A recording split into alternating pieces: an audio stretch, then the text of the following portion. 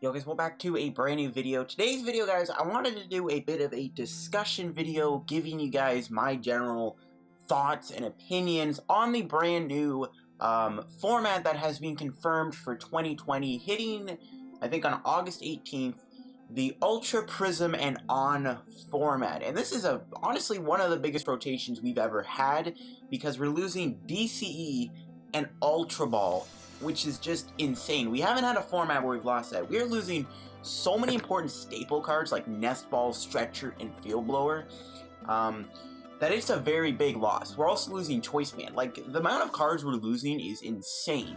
So I thought I would do a bit of a discussion video discussing my thoughts on what could be good with the new format, what decks are going to be like really popular, what's going to define the Ultra Prism and On format. Of course, we're going to be talking a little bit about that. Before we get into today's ptcgo video, of course, guys, shout out to the sponsor, Card Cavern TCG. If you guys are ever looking for any ptcgo codes for Team Up, Lost Thunder, Celestial Storm, or you guys want to get some Unbroken Bonds pre-orders, Card Cavern does got them all. And of course, when you buy something from Card Cavern TCG, you can use discount code COLDLDF and you get yourself a 5% discount on your order.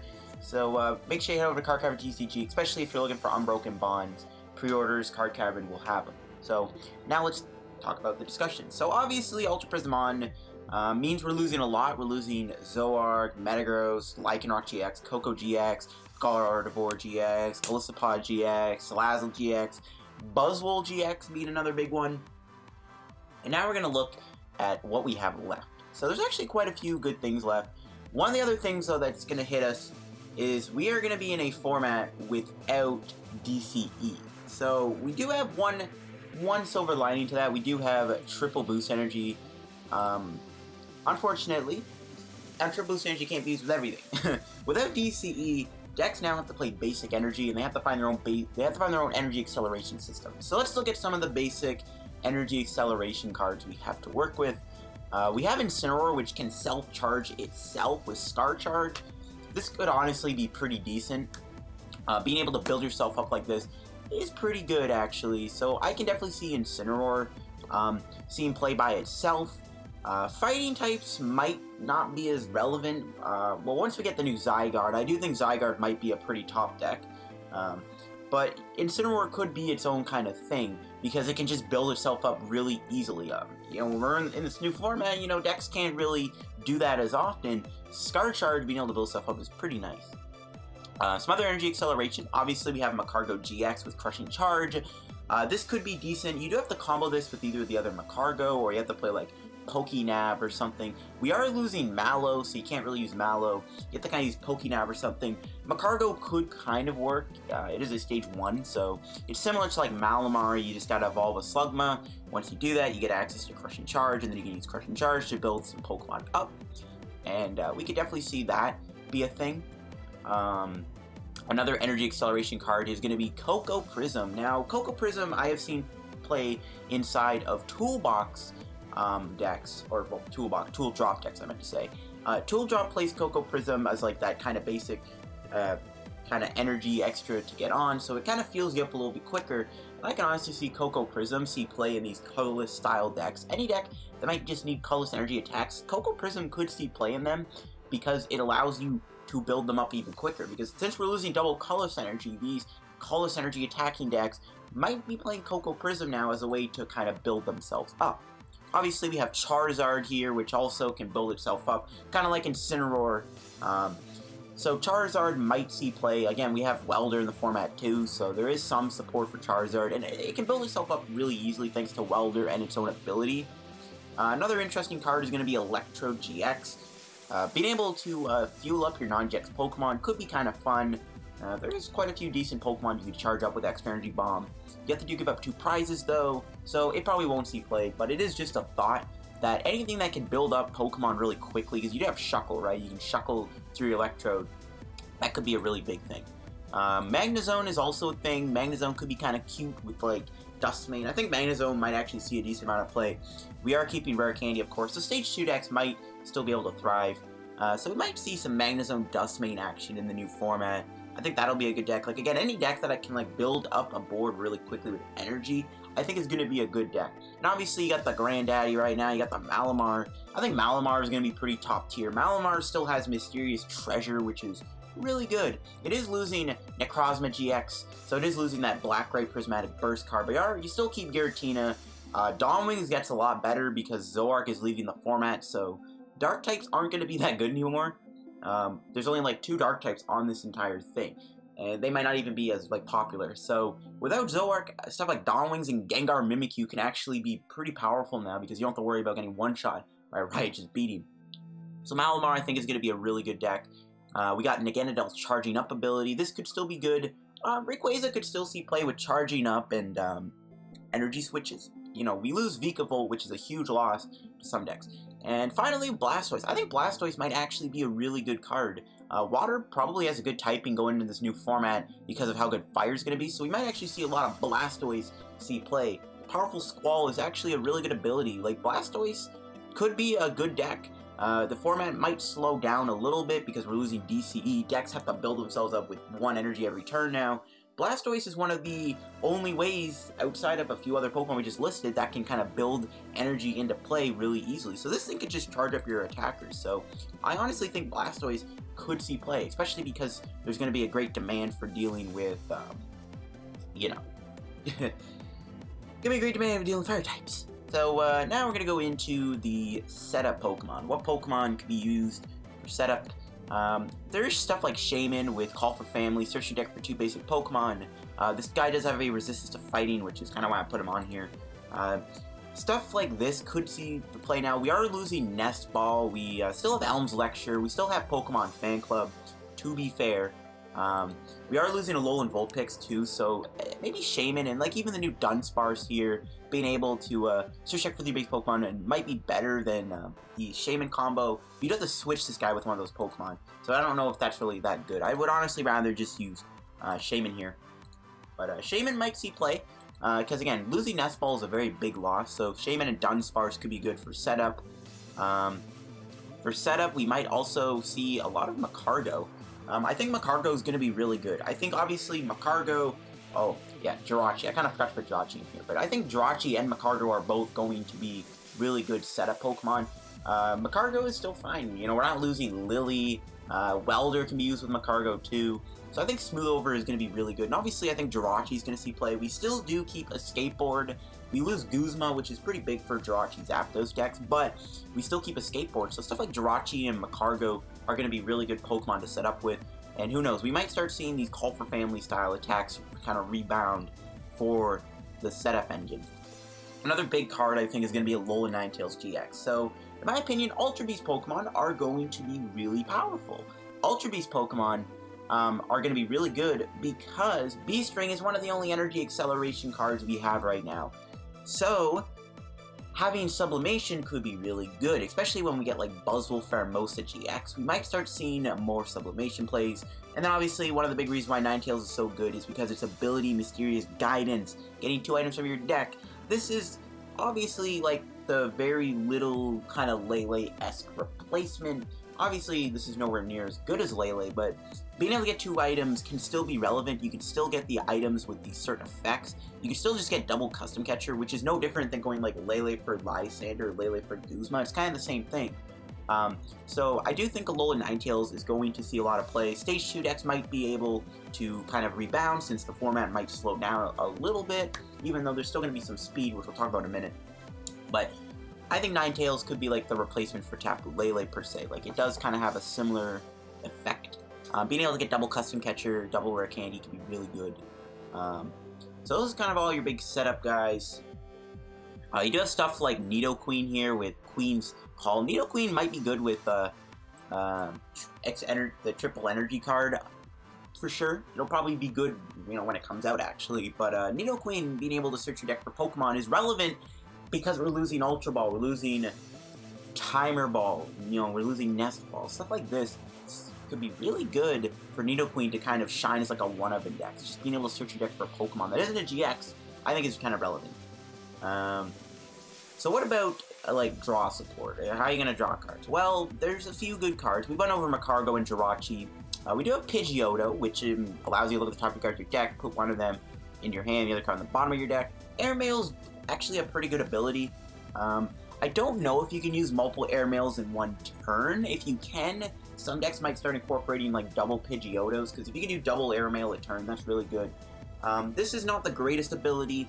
Again, losing Mallow kind of disrupts this. We do have Smooth Over though, so it kind of makes up for it. But again, I think Pidgeotto might be a good card. You know, we still have Ditto Prism. Ditto Prism gets better because Muck's gone now. Again, I think Magcargo is going to be good in a lot of decks. Again, Alola Ninetales is going to be kind of good setup, kind of draw cards. Another big one we have is Zebstrika. Now, Zebstrika might be better than the other options because you actually get to discard your hand. So this, in some way, gets you to discard energy cards, which is pretty good in my opinion. We are losing Ultra Ball, and that's a big loss, so getting rid of cards in your hand is going to be hard now. So if you need to ever get rid of energy cards, you only have stuff like Treasure and Viridian Forest. So having Sprint could be really good if you need to get energy to the discard pile. And you only draw 4 cards, which isn't terrible. This kind of makes Lily combo well. I'll talk about Lily in a minute. And of course, we have Swampert. Now, there's a lot of talk for Swampert seeing play. Swampert has good things going for it. It's got Power Draw, which is better than Trade. It's a water type, so if you want to slap a Super Boost Energy on Swampert or a triple energy card, you can hit those fire types for weakness, which is, in my opinion, what makes this card genuinely good, is it's good typing and it's good ability. I think decks might start playing the Swampert Rare Candy engine, very similar to kind of like how Magnezone Prime saw play, just for the ability alone. This could be the same case. Swampert might become a very good card. We are getting a new Naganadel too, that has an ability that when you discard an Ultra Beast card from your hand, you get to draw 3 cards. So Naganadel might see play, but I think Swampert is going to be one of the best energy acceleration cards. Personally, I think that like Jirachi and Magcargo are going to be a little bit better to work with, because you're guaranteed the card. But some people might just decide to run Swampert. There's a lot of engines, you know, you can play Swampert. Swampert's a stage 2. If you're already playing Rare Candy, you run Swampert. Zebstrika could be good if you're trying to get stuff from the discard pile. So like Pika-Rom could run that. Smooth Over can be more tactical. Pidgeotto can be kind of more for speed decks. So there's quite a bit of options for draw here. We're not out yet. We don't have Zoroark, you know, but Swampert, Zebstrika, and Magcargo, Pidgeotto kind of work well. So now let's talk about what decks give you the Gust. This is going to be a little bit quicker, but what kind of has Gust? Well, we have Salamence, which allows you to, if this thing's your active, switch your opponent's bench Pokemon to an active one. Not a great ability though. If you play multiple copies of Switch, this could work. You can use Lance. Another interesting Gust effect is going to be Victory Bell, Fragrance Trap, allowing you to flip a coin if heads, switch your opponent's active with one of their bench. I mean, this is quite literally just Pokemon Catcher in the form of ability, and that might just be good enough. Again, people might be running a lot more Stage 2s now, so if the format slows down, it's very easy to get a Victory Bell in play. Victory Bell could decide games because Fragrance Trap allows you to have that Guzma effect. Some people are very weary about the idea of Custom Catcher. Custom Catcher, you need 2 in your hand, so you only get 2 Guzmas, technically. You only get 2 Gusts per game with Custom Catcher. You might even prize your Custom Catcher throughout most of the match. You might not even get it. You might even use a Custom Catcher very early on to draw 3 cards.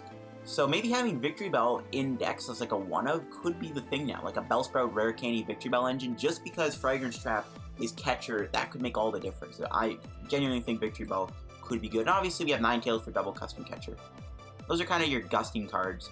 Not the greatest assortment of them. There's still like a Escape Rope, which gives you a mini Gust effect. Let's look at some abilities that are, you know, interesting to look at. We've looked at Scar Charge. So we got Slacking here. We are losing Alolan Muck. So Slacking's really the only Pokemon right now that can shut off abilities. Slacking's not that great though. It sees some play in Swampert, Greninja, Meganium. Outside of that, it's not that good. You know, I've tried it with Malamar. It wasn't, you know, the greatest thing ever. Slacking, I don't know. Some people might play it just because lazy. This thing can work with triple energy acceleration, I think. Or whatever the energies card, the triple energy boost card. But yeah, Slacking might see play in those type of decks, potentially. Another big ability that is kind of cool is going to be Sceptile's Power of Nature. Again, Ultra Beasts are going to be really good. They're some of the only decks that not only can hit hard very early on, things like Beast Box, and they also have access to energy acceleration in the form of Beast Spring. So stuff like Sceptile could start seeing play just as a counter to them, because there might be a lot of Ultra Beast decks. Even though we are losing one Ultra Beast, and that's Buzzwole, Ultra Beast I still think might still see a lot of play. Sceptile I think is going to be great for them. Now, we went over Victory Bell, we went over like Strika. I mean, stuff like Scizor could be kind of cute. I don't think Scizor will ever see play, but you gotta remember though, there is Metal Frying Pan, and Scizor actually does have some pretty cheap attacks. 2 energies is a lot better to work with than some of these other decks now have to work with like 3 energy to build up. I don't know, maybe Scizor could see play. Again, Frying Pan's a thing, Field Blower is going to be gone completely, so Scizor might see play just for the ability alone. And Frying Pan can work too. It's a cheap energy attacker, Frying Pan works with it, Field Blower's gone, do the math. So those are just some of the cute options there. Now we go into what decks could be big. Some of my predictions, obviously Charizard, Reshiram, Buzzle, Pheromosa, Giratina, Garchomp, Tag Team GX are going to be some of the big ones. Scarvor, Sylveon is going to be really good too. This is why I kind of like Scizor. But then we look at some of the cards here. So stuff like Weavile. Weavile could still see play. We still have Unit Energy. Evil Admonition is still just as good. We lose Rule of Evil, which is a little sad. Spread just kind of gets destroyed. We lose Coco, Honchkrow. Weavile is going to be gone. And all we have left is Shrine of Punishment. So, Spread's not good. But you know what? Rule of Evil is gone too. We might just keep Evil Admonition though as a good attack. I think decks might play this. If you can run Unit Energy in your deck, I think Weavile could be a great addition. There might be a lot of abilities, man. Abilities is one of the best ways to get things going, right? So, Evil Admonition I think is still going to be really good. I think Ultra Squids is still going to be a top deck. Obviously, it's going to be replacing the Vanilla Malamar decks. Or we might just still see Vanilla Malamar, but you know what? Malamar Necrozma. Now we have Malamar Ultra Necrozma, which I still think is going to be a top deck. It's probably still going to be one of the BDIFs. The only thing that's really stopping it is it's an Ultra Beast deck. But again, with Giratina, who cares? Stuff like Alola Ninetales could be kind of cute. Stall gets hit really hard, losing Hoopa and Regigigas, and Counter Catcher, and a few other things is pretty rough. Max Potion, Acerola. But, you know, Alola Ninetales Fairy could be kind of fun. If you're already playing this Ninetales, you can run this guy in your deck. Some decks might not have an answer to you. I think, again, Zygarde is probably going to be a good deck. We are getting a new Zygarde that basically gives you an extra Diancie with each Zygarde you have in play. So if you have, like, 3 of these baby Zygardes in play, you're already doing extra 60 damage. It's insane. I think Zygarde is going to be a top deck. I think Lightning is still going to be pretty powerful. Lightning actually has a lot of acceleration for it right now, especially Pikarom with the new Tag Switch card. So I think Zygarde is going to be the new big fighting deck, because we have a new Zygarde that goes really, really well with Zygarde GX. And Zygarde has Bonnie, which is kind of cool. I think Lost March could still be kind of fun. We are obviously going to be losing DC, so Natu kind of sucks. But again, you could always incorporate a Coco Prism engine in your deck to build up your Natus. Jumpluff can still work with basic Grass Energy though, so Lost March could see play, I don't know. I think a huge deck is going to still be Pikarom. Pikarom has a lot of energy acceleration going for it. Stuff like Reshiram, Charizard, and Pikarom, they do have a lot of energy acceleration right now with Welder and like Coco Prism and Thunder Mountain and Tag Switch. But yeah, Pikarom I think is going to be probably one of the best decks in the format. It's one of like the truly fast, crippling decks to play against because Tag Bolt can really hurt you. But I do think Pikarom is still going to see play. It's probably still going to be one of the BDIFs, hands down. I went over Magnezone archetypes. I think Beast Box is going to be really good. Beast Raid is a pretty powerful attack. Very cheap attack too, 1 energy. And Ultra Beast still keeps Stack Attack. We lose Buzzwole, and we actually lose Guzzlord, which kind of hit me today. I realized Guzzlord's gone. Guzzlord is kind of cute right now. Some people like it with Glutton. Whatever. But yeah, Beast Box could be good. We might see like Naganadel, Buzzle, Formosa. We might see like Naganadel with like just Stackas as like an answer to Garchomp. So I don't know. I think Beast Box is still going to be a great deck. Ultra Beasts have a lot of support for them. Gyarados might actually start seeing play. Fire's probably still going to be a really good archetype, so Gyarados might be a good way to play it. Gyarados still has like Crasher Wake and stuff to work with, which is kind of cool. And again, I've went over like these Blastoise variants. I think they're going to be pretty good. So those are going to be some of the BDIFs in my opinion. Stuff like Glaceon and Leafeon aren't going to be great. We might see some play for Vaporeon though still, so there's still some hope. I mean, Glaceon could, I guess, see play with Blastoise, but we lose Energy Evolution Eevee, so those evolutions are just going to be hit hard. So now we go into the items. So the items are very scarce. I don't really need to go into depth of what searching cards we have right now. Pokemon Communication still a thing. We have Net Ball for grass decks. We have Friend Ball. So Pokemon search is not in the greatest spot right now, if I'm being honest with you. So let's go into some of the niche items. So we have Acrobike still, which is a really good thing. Acrobike might be a 4 in a lot of decks. It's just still going to be a really good card. It's a quick card, it's a very nice search card, and this could be a good way to find Pokemon too, potentially. Custom Catcher. Invest in secret custom catchers while you can. I don't know if people are going to say that custom catcher is going to be the new big thing to play, but decks might just start playing 4 of these now, so get secret custom catchers while they are still relatively cheap. These could probably go up to 10 packs in their prime. Judge Whistle might be good. Drawing an extra card per turn could be nice. Judge is okay, I guess, too. So I guess like Judge Whistle could be kind of fun. We do have Lure Ball, flip 3 coins, free chance, put an evolution from your discard pile in your hand. This is not as good as Rest Stretcher. In fact, this is terrible compared to Rest Stretcher. But Lure Ball might have to kind of see play. We don't have that many great searching for your Pokemon options outside of this and Brock's Grit. But Brock's Grit's your supporter for the turn. We do have Pokénav. I want to talk about this. We do get Pokégear too soon. Pokégear's a really good card. Pokénav, we also have Pokénav being able to lift up your cards. You can, again, shenanigan Pokénav with, like, Macargo for, like, energy acceleration. Super Scoop Up. So, we lose Acerola. What about Super Scoop Up? Will Super Scoop Up be good? Probably not. You have to flip a coin. However, this could be a good card with Lucario GX. I think Lucario GX gets a lot worse because we lose Acerola. We have Super Scoop Up at the very least. Scoop Up might start seeing play. You can also get back your Dedennes, so there is some relevance to playing Scoop Ups in your deck. Now, the best stadium, in my opinion, is going to be Viridian Forest. There's probably going to be some decks that play multiple energies in their deck, like different types of energy, I'd say. Again, that whole like Ultra Prism engine in some decks might start being a thing now, thanks to DC being gone. So Viridian Forest, I think, could be the best stadium. We still have like Shrine of Punishment. Obviously, we got like Heat Factory, Thundermount, Black Market Prism. But man, Viridian is just so simple, and it's just great. Getting rid of a card from your hand is also one of the reasons why I like this card. Now let's look at our supporters, some of the niche ones. So we still keep Cynthia, which is obviously like the best part about this. Erica's Hospitality sticking around. Erica's probably is going to be good. Copycat's an interesting draw card. I don't really think like draw supporters really take a huge blow here, but just to consider, stuff like Copycat might be good still. I don't know. Now we still have turn 1 Lily. However, Lily might be in a worse spot. Ultra Ball being gone really does hurt Lily. Like, turn 1 Lily is amazing. But the problem is now that we lose Ultra Ball, getting rid of cards in your hand is actually going to be a little bit tougher. And your Lily's for like 7 cards, like Lily to draw 7 cards, might now become Lily and you only draw like 1 or 3 cards because you don't have Ultra Ball to thin your hand down. This is my big problem with Lily. Lily might not be as good as it once was, because without Ultra Ball, you can't draw as many cards with Lily. And even in the late game, Lily can be relevant. You know, you get to draw like 4 or 3 cards. But without Ultra Ball, man, how are you going to thin your hand down for Lily? Lily might only be like a 2 in decks now. I'm going to be honest with you. Like, it loses Ultra Ball. That hurts it quite a bit. Now, we lose Field Blower. So, the only great way right now is going to be Faba. Not the best option, but I think Faba might start seeing plays like 2-ofs. Just being able to put tools away is really good. To be fair, though, there's not that many good tools except for one card that is going to make Fairy decks busted, I think. Crasher Wake might see play. It's a great way to search for cards. You can combo with Viridian Forest, just saying. We still have Looker and Looker's Whistle. They can thin out the deck. Just there's another option. So what about Elm and Fan Club? So these are your setup cards. We're losing Nest Ball, so now we need some good turn 1 setup, because we're also losing Ultra Ball, so it's going to be really hard to get basic Pokemon down.